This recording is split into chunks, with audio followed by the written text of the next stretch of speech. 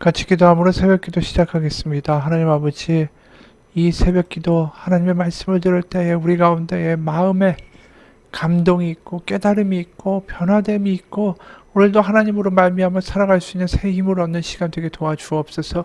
예수님 이름 받들어 기도합니다. 아멘. 오늘은 민수기 30장 1절에서 16절까지의 말씀입니다. 민수기 30장 1절에서 16절까지의 말씀입니다. 모세가 이스라엘 자손 지파의 수령들에게 말하여 이르되 여호와의 명령이 이러하니라. 사람이 여호와께 서원하였거나 결심하고 서약하였으면 깨뜨리지 말고 그가 입으로 말한 대로 다 이행할 것이니라. 또 여자가 만일에 어려서 그 아버지 집에 있을 때에 여호와께 서원한 일이나 스스로 결심하려고 한 일이 있다고 하자. 그의 아버지가 그의 서원이나 그가 결심한 서약을 듣고도 그에게 아무 말이 없으면 그의 모든 서원을 행할 것이요 그가 결심한 서약을 지킬 것이니라. 그러나 그의 아버지가 그것을 듣는 날에 허락하지 아니하면 그의 서원과 결심한 서약을 이루지 못할 것이니 그의 아버지가 허락하지 아니하였은즉 여호와께서 사하시리라. 또 혹시 남편을 맞을 때에 서원이나 결심한 서약을 경솔하게 그의 입술로 말하였으면 그의 남편이 그것을 듣고 그 듣는 날에 그에게 아무 말이 없으면 그 서원을 이행할 것이요 그가 결심한 서약을 지킬 것이니라. 그러나 그의 남편이 그것을 듣는 날에 허락하지 아니하면 그 서원과 결심하려고 경솔하게 입술로 말한 서약은 무효가 될 것이니 여호와께서 그 여자를 사하시리라. 과부나 이혼당한 여자의 서원이나 그가 결심한 모든 서약은 지킬 것이니라. 부녀가 혹시 그의 남편의 집에서 서원을 하였다든지 결심하고 서약을 하였다 하자. 그의 남편이 그것을 듣고도 아무 말이 없고 금하지 않으면 그 서원은 다 이행할 것이요 그가 결심한 서약은 다 지킬 것이니라. 그러나 그의 남편이 그것을 듣는 날에 무효하게 하면 그 서원과 결심한 일에 대하여 입술로 말한 것을 아무도 이루지 못하나니 그의 남편이 그것을 무효하게 하였은즉 여호와께서 그 부녀를 사하시느니라. 모든 서원과 마음을 자제하기로 한 모든 서약은 그의 남편이 그것을 지키게도 할 수 있고 무효하게도 할 수 있으니 그의 남편이 여러 날이 지나도록 말이 없으면 아내의 서원과 스스로 결심한 일을 지키게 하는 것이니 이는 그가 그것을 들을 때에 그의 아내에게 아무 말도 하지 아니하였으므로 지키게 됨이니라. 그러나 그의 남편이 들은 지 얼마 후에 그것을 무효하게 하면 그가 아내의 죄를 담당할 것이니라. 이는 여호와께서 모세에게 명령하신 규례니 남편이 아내에게 아버지가 자기 집에 있는 어린 딸에 대한 것이니라. 아멘. 오늘은 이 서원에 대해서 이야기하죠. 서원이라는 것은 하나님께 제가 이렇게 하겠습니다 라고 하나님께 약속하는 행위가 서원입니다. 그러니까 하나님께 분명히 약속을 했으면 당연히 지켜야 되는 거죠. 그래서 2절에 사람이 여호와께 서원하였거나 결심하고 서약하였으면 깨뜨리지 말고 그의 입으로 말한 대로 다 이행할 것이니라. 이 서원, 약속, 그것만큼 사실 하나님과의 관계에서 중요한 게 없죠. 왜냐하면 우리가 하나님이 신실하시다라고 말하는 모든 근거는 하나님이 하신 말씀과 약속을 어기시지 않고 그것을 끝까지 이루고자 하시기 때문에 하나님이 신실하시다라고 표현하는 것입니다. 결국 우리의 믿음의 그 근간에는 하나님의 약속에 대한 신실함이 바탕에 있는 거예요. 그래서 우리가 구약을 보면서 언약이라는 말을 참 많이 듣게 됩니다. 언약, 하나님의 약속이란 뜻이죠. 그 하나님께서 아브라함에게 주신 언약, 내가 너로 큰 민족을 이루겠다. 또 노아의 홍수의 언약, 이 홍수로 다시는 이 피조물을 멸절하지 않으리라. 이 다윗에게 주신 언약, 이런 약속들이 있습니다. 하나님 그 약속을 어떻게든 이루고자 하시는 것이죠. 그렇기 때문에 다윗의 후손 예수 그리스도를 우리가 보게 되는 것 아닙니까? 다시 말해서 이 우리가 믿는 기독교라는 종교는 약속의 종교라는 거예요. 언약의 종교입니다. 이게 사실 다른 종교와 가장 큰 차이점이 아닐까 싶어요. 다른 종교는 이런 언약과 약속에 근거하지 않습니다. 커다란 신전을 만들고 엄청난 규모의 신상, 우상을 만들어서 시각적으로 그 신의 모습을 드러내므로 압도합니다. 그러면서 군림하는 거죠. 그래서 이런 위대한 신 앞에 너희들이 제물을 바치고 헌신하면 이 신은 너희의 행동과 제물을 받아 그 보답으로 너희에게 이런 일을 해줄 것이다 라고 말한다라는 것입니다. 그러니까 신은 약속을 하는 게 아니에요. 그들의 재물에 대하여 반응하는 것 뿐이죠. 그런데 우리가 보는 여호와는 한 번도 재물을 받고 어떠한 신상에 대한 어떤 경배를 함으로 내가 이런 일을 하겠다라고 말씀하시는 게 아니라 먼저 약속을 주시잖아요. 그렇죠? 아브라함에게도 먼저 그 언약의 약속을 주시고, 그리고 이스라엘 백성에게도 너희가 가나안에 들어가게 되리라. 그들은 아무 생각도 하지 않았어요. 그냥 난 애굽이 좋습니다 이러고 살고 있던 이들에게 갑자기 모세를 통하여 하나님이 나타나셔서 너희를 가나안에 출애굽시켜서 데리고 가겠다. 하나님의 언약이 먼저 있었다라는 것이죠. 그래서 언약이 약속이 먼저 있었기 때문에 그 피조물인 인간에게 요구되는 것은 그 언약을 믿는 것이었어요. 그러니까 내가 나에게 무엇을 바쳐라, 무엇을 해라가 아니라 하나님이 항상 그 이스라엘에게 요구하셨던 것은 내 약속을 믿으라는 거죠. 그러니까 항상 믿음이 중요하다라는 말이 나오게 된 거예요. 왜요? 믿음은 약속이라는 전제가 있기 때문이죠. 하나님의 약속을 믿는 거, 그 믿음이 기독교의 또 구약 성경의 핵심이 된다라는 거예요. 그 이야기는 뭡니까? 다시 말해서 하나님과 우리와의 인격적인 관계, 하나님의 말씀을 믿고 들려지고 그것을 수용하고 따라가는 인격적인 관계가 이루어져야 한다라는 것을 의미하는 겁니다.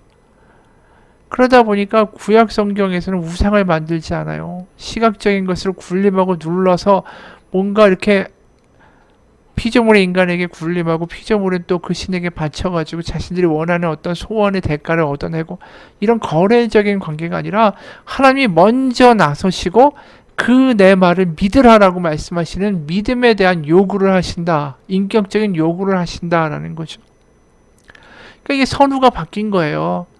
인간이 뭘 바침으로 신이 응답하는 관계가 아니라 신이 먼저 약속을 주고 여호와가 약속을 주시고 그것을 믿기만 하라. 너희는 다른 것 할 필요가 없다라고 말씀하신다라는 거죠. 이게 우리가 십자가에서 똑같이 나타나요. 십자가에서 우리가 예수님을 보내셔서 십자가에 못 박아 주옵소서 우리가 요청한 바 있습니까? 없어요. 하나님이 그 아들을 십자가에 못 박아 죽이심으로 우리를 향한 하나님의 사랑을 확증하셨다. 우리가 죄인 되었을 때 그 아들을 먼저 죽이시고 바로 십자가의 복음을 주신 것이죠. 약속을, 구원을. 그래서 우리에게 요구되는 것은 뭡니까? 믿기만 하라는 거예요. 믿으라. 우리가 해야 될 일은 행위나 어떤 재물을 바치고 또 어떤 거래적 관계로서 하나님을 대하는 게 아니라 믿기만 하는 인격적인 관계. 그래서 하나님이 우리 아버지 되시고 우리에게 선한 계획을 갖고 계시고 우리를 이끌기 원하시고 우리 가운데 약속의 하나님이다라는 것을 믿는 아버지를 아버지로 믿는 믿음, 인격적인 믿음. 그게 바로 구약 성경과 우리 신약 성경에서 공통적으로 말하는 믿음이 중요하다라는 뜻입니다. 그러다 보니까 계속 이 약속과 언약이 중요하다 보니까 우리가 구약 성경에 보면 절대로 우상을 만들지 말라고 하시잖아요. 우상 대신에 약속을 믿으라는 거죠.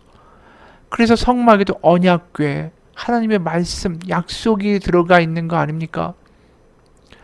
그래서 이 광야에서 이스라엘 백성이 성숙해진다는 것은 뭐죠? 눈에 보이는 우상을 포기하는 거예요. 눈에 보이지 않는 하나님의 약속을 믿고 따라가는 백성이 되어가는 과정이 광야의 40년의 기간이었다라는 거죠. 그러다 보니까 처음에 출애굽한 애굽에 물이 빠지지 않았던 출애굽 1세대들은 우상을 만들죠. 금송아지를 만들죠. 시각적인 신을 만들고 우리가 뭘 바칠 테니까 그거에 대해서 내가 원하는 소원을 들어주오라는 거래적인 관계로 자꾸만 하나님을 만들어가고자 합니다. 그런데 하나님 그걸 원하지 않으시죠. 우상 만들지 마. 내 약속을 믿어. 내가 이렇게 할 거야. 내가 너희를 인도하는 여호와 너의 하나님이야. 너의 아버지야. 너희는 나의 백성이고 너의 자식들이야. 나를 따라. 나를 믿어. 이게 구약성경에서 초지일과 우리 가운데 선포되는 내용이다라는 거예요. 그래서 광야에서 가장 중요한 게 뭘까요? 들리는 거. 하나님의 약속이 믿어지는 거. 그게 귀로 듣고 한 귀로 나가는 게 아니라 우리 마음 가운데 들려지는 거. 그게 믿음이다라는 거죠. 그러니까 약속이 들려지는 거. 그게 믿음이라는 거예요. 그래서 광야라는 말이 미드바르라는 히브리어인데 이게 다바르, 말하다라는 동사에서 유래된 단어입니다. 그래서 광야는 하나님의 말씀이 들려지는 곳이다라는 거예요. 왜요? 세상에 유혹도 없죠. 우상도 더 이상 없어요. 광야에 뭐가 있어요? 그냥 사막과 별과 아무것도 없잖아요.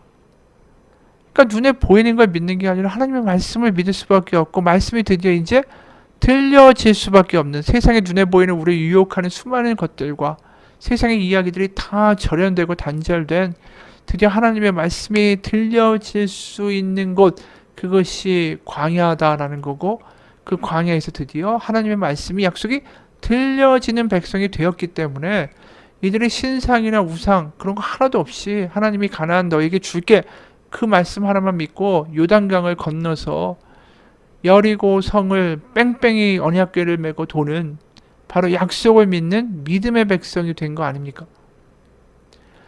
그러니까 항상 구약 성경에서는 들으라 이스라엘아, 들으라, 기억하라, 들려줘야 된다라는 거죠. 그게 신약에도 마찬가지예요. 우리가 하나님의 말씀이 들려지고 우리의 마음이 옥토와 같으면 그곳에 뿌리를 내리고 하나님의 성령의 열매가 우리 가운데 내리고 열매 맺게 된다라는 것입니다. 그러니까 우리가 여기서 굉장히 중요한 거죠. 우리는 말씀을 믿는 종교지 시각적인 어떤 신상이나 우상을 따라가는 종교가 아니다라는 거 아닙니까? 그런데도 자꾸만 커다란 웅장한 성전을 짓고 그 중세 시대에 아주 커다란 성당을 짓고 뭔가 눈에 보이고 압도하고 군림하고, 그래서 거기다가 뭔가 헌신하고 바쳐야 될 것 같은 어떤 거래적인 관계를 시도하는 여러 가지 종교의 모습이 있었던 거죠. 그게 중세에 있어서의 종교 개혁이 필요했던 이유죠. 왜? 믿음만이 중요합니다. 말씀이 중요합니다. 그러니까 애굽에서 보면 커다란 스핑크스가 있고 엄청난 신전이 있고 웅장한 신, 그래서 거기에 바치고 뭔가의 대가를 추구하는 거래적인 관계, 그게 고대 종교의 대부분의 모습인데 우리가 믿는 이 하나님만 너무나도 달랐다라는 거예요. 오히려 신상을 만드는 게 너무나도 당연한 거 아닙니까? 고대 종교에서 다 그렇잖아요. 근데 오히려 신상을 만들지 말라, 내 말만 믿으라, 이게 너무나도 파격적인 진짜 참 하나님이시다라는 생각이 들 수밖에 없다라는 거죠. 그리고 또 중요한 게 있습니다. 이제 우리가 들려져야 된다라는 건 뭡니까? 하나님의 말씀이 옳습니다. 내 생각이 아니라 하나님의 말씀이 옳습니다. 하나님의 말씀을 따릅니다. 약속을 믿습니다로 되는 거 아니에요? 그게 된다면, 말씀이 들려진다면 내가 내 생각과 내 주관과 내 계획을 포기한다는 뜻이에요. 내가 시퍼렇게 살아있으면 하나님의 말씀과 약속이 나를 지배하지 못해요. 왜? 내 생각이 더 많으니까. 그럼 우리는 어떻게 됩니까? 내 생각이 더 단단하잖아요. 그럼 하나님의 말씀이 들려지는 게 아니라 하나님께 내 원하는 소원과 내 생각을, 내 계획을 이루어 달라고 요구하는 그러한 자리에 서게 된다는 거죠. 그럼 우리는 말씀이 들려지는 게 아니라 또다시 하나님께 거래를 시도합니다. 왜? 내가 원하는 소원이 하나님 이루어지게 해 주옵소서. 내가 이렇게 할 테니까 하나님, 내가 소원할 테니까 하나님 그 대가로 뭐를 좀 해주세요 라는 거래적인 하나님을 만든다라는 거죠. 그게 꼭 신상을 만들고 우상을 만드는 관계들하고 뭐가 다르겠습니까? 말씀이 들려진다라는 건 내 생각과 내 계획과 내 뜻이 포기되고 하나님의 말씀과 하나님의 약속이 옳습니다라는 고백을 한다라는 거예요. 결국 하나님을 부모님으로, 나보다 훨씬 더 큰 계획과 나를 향한 선한 뜻을 가지고 있는 분으로 인정한다라는 뜻이죠. 바로 아버지와 자녀의 관계가 되는 거예요. 그래서 들려진다라는 게 우리가 철든다라는 거 아닙니까? 부모의 말이 들려지는 거예요. 부모님이 나보다 더 많이 살았고 더 인생을 알고 있고 그렇기 때문에 나에게 선한 뜻을 가지고 옳은 말을 할 것이다. 그게 이제 들려질 수 있게 되는 근거 아닙니까? 그게 인격적인 관계고 부모와 자식의 관계, 그게 하나님과 우리의 관계라는 거예요. 그래서 내가 틀리다, 하나님이 옳다, 이 고백이 있을 때에만 들려지는 거예요. 그게 광야의 시간이었다라는 거죠. 끝까지 거래를 시도하고 내가 원하는 하나님이 되라, 내가 원하는 거 이루어줘야 된다, 내가 원하는 거 이루어지지 않으면 나는 하나님 믿지 않겠다, 이런 실랑이가 계속 있었던 게 광야잖아요. 그러니까 나 하나님 삐졌어요, 나 돌아갈래요, 애굽이 좋아요, 이렇게 해가지고 결국은 정탐꾼 사건이 발발하게 된 거 아닙니까? 예수님이 이 땅에 오셨을 때도 우린 그 대목을 봐요. 요한복음 1장 1절 태초에 말씀이 계시니라. 이 말씀이 하나님과 함께 계셨으니 그 말씀은 곧 하나님이시니라. 또 1장 14절 말씀이 육신이 되어 우리 가운데 거하심에 우리가 그의 영광을 보니 아버지의 독생자의 영광이요 은혜와 진리가 충만하더라. 예수님을 뭐라고 표현합니까? 말씀이다. 언약이다. 왜요? 예수님이 왜 이 땅에 오셨는가를 분명하게 얘기하는 거죠. 우리가 들리지 않으니까. 하나님의 말씀이 들려지지 않으니까 하나님이 그 말씀을 들려질 수 있도록 이 땅까지 내려보내셨다. 이런 뜻이에요. 아까도 한 이야기지만 우리가 철든다라고 할 때 부모의 말이 들려지는 거 아닙니까? 우리 신앙이 성숙된다라는 건 뭐죠? 하나님의 말씀이 들려지고 내 생각이 포기된다라는 거예요. 그러면서 더 나아가 뭐죠? 하나님은 나를 향한 선한 계획을 갖고 계시고 선한 아버지시다. 우리도 인간관계에서 부모님이 나를 사랑하고 나를 위한 사랑의 말이구나. 그거를 이제 알게 되는 거. 그게 철드는 거 아닙니까? 어느 분의 글이에요? 평생 쌀농사만 짓던 어머니가 돌아가신 지 10년 됐습니다. 어머니와 함께 고향을 지켰던 오빠가 지금도 쌀농사를 짓고 있죠. 덕분에 저희 가족은 매년 추수가 끝나면 윤기 흐르는 햅쌀을 받아서 잘 먹습니다.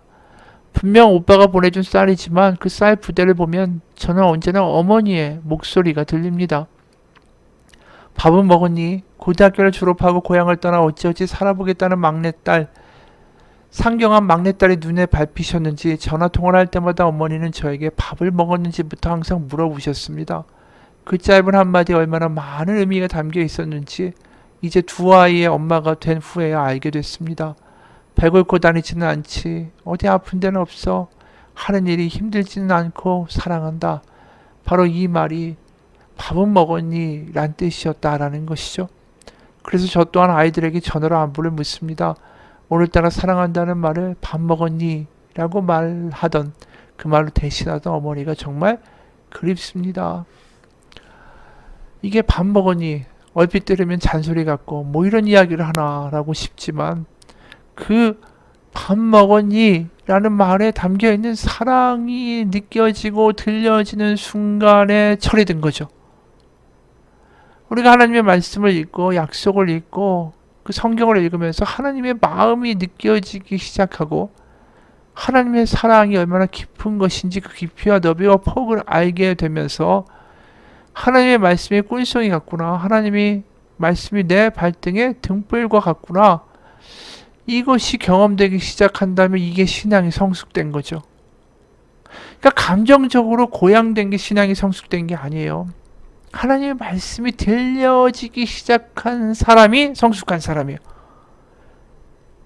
부모님이 선물 줘가지고 아빠 엄마 좋아 막 흥분할 수 있잖아요. 그거 얼마나 가겠어요? 그건 이틀 가죠. 선물에 감격해서 하나님이 내 소원 들어줬어. 이거에 좋아서 또 그냥 부흥회 가서 며칠 동안 찬양에 감동받았어. 이건 시간 지나면 다 사라져요. 정말 성숙한 건 뭐죠? 부모님이 선물을 주던 뭘 해주던 무슨 말 그거랑 상관없이 부모님이 나를 사랑해. 그리고 나를 사랑해서 나를 선한 계획을 갖고 나를 인도해 주기 원해. 그래서 그 부모를 다르게 듣고 그 부모의 말이 다르게 들려질 수 있는 게 진정한 변화 아닙니까? 우리가 하나님 안에서 진정한 신앙의 성수고 하나님의 말씀이 들려지는 거, 그리고 말씀에 담긴 하나님의 사랑이 보여지는 거, 그게 성숙이에요. 그래서 말씀 가운데 서지 않으면 우리는 진정한 변화를 경험할 수가 없다라는 것입니다. 그래서 오늘 서원이라는 이야기로 다시 돌아가 보죠. 서원은 하나님 내가 이렇게 하면 하나님 내가 이렇게 하겠습니다. 그럼 하나님 이런 답을 주시고 이런 보상을 주옵소서라는 거래를 하는 게 서원이 아니에요. 서원은 하나님 내 아버지가 되시고 나를 향한 선한 계획을 갖고 계시고 이 말씀 가운데 하나님의 사랑이 내가 너무나도 느껴지고 경험되기에 하나님 제가 하나님께 이렇게 해드리고 싶고 이렇게 하고 싶습니다. 반응이라는 거죠. 하나님의 신실한 사랑에 대한 우리의 반응이 서원이라는 거예요.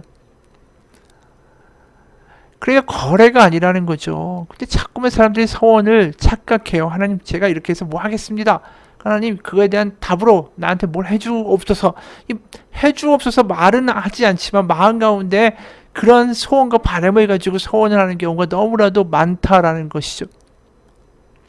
그러니까 소원을 지켜야 한다. 그것은 뭐냐 하면 이게 너의 믿음이기 때문에 그렇다라는 거예요. 믿음으로 감격해서 내가 하나님 이렇게 하고 싶습니다. 하나님 이렇게 사랑합니다. 하나님 사랑하는 것을 이렇게 제가 드러내고 싶습니다. 했다면 지키라는 거죠. 그런데 거기에 대한 예외가 있어요. 시집가지 않은 여인, 어린 딸이 서원을 해버렸어요. 근데 아버지는 몰라요.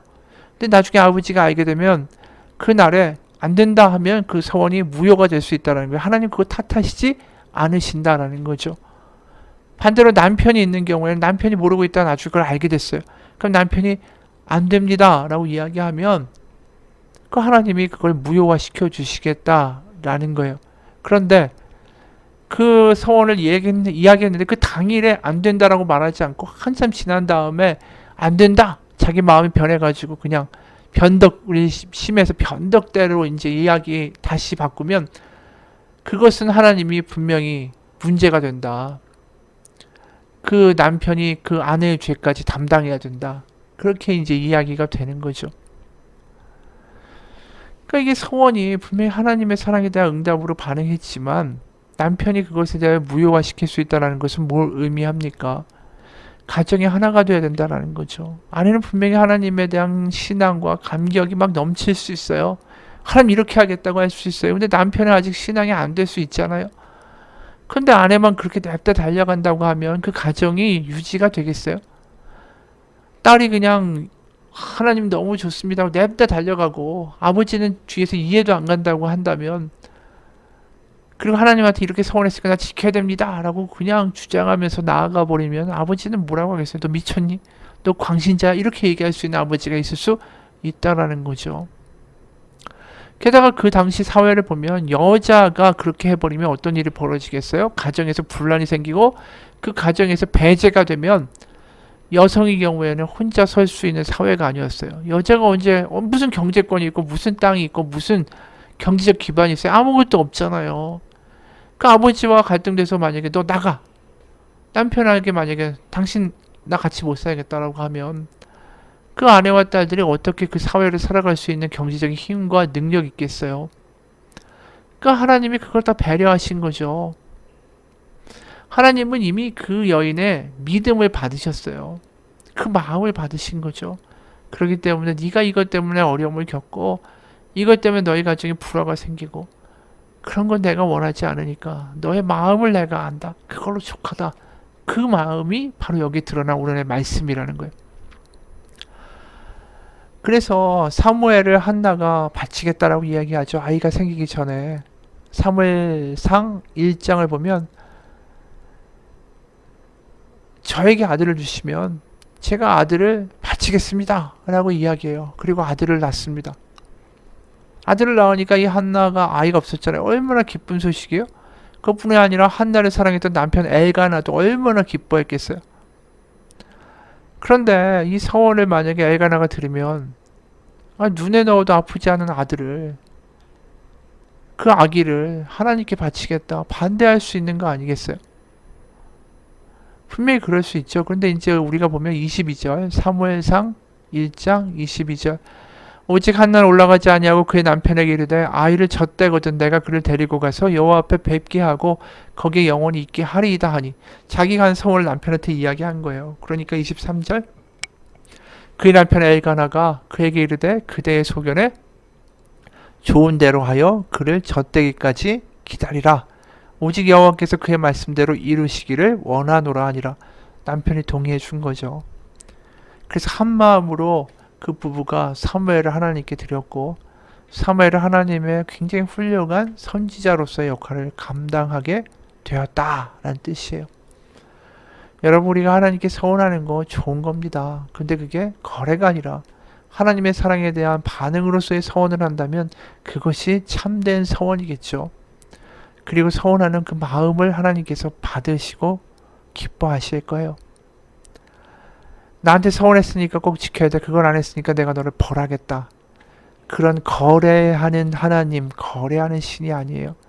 우리의 마음을 받으시고 그 여자의 입장과 그 가정의 불화를 생각하시면서 하나님이 너의 마음을 내가 알아. 라고 말씀해 주시는 하나님, 그분이 우리 아버지십니다.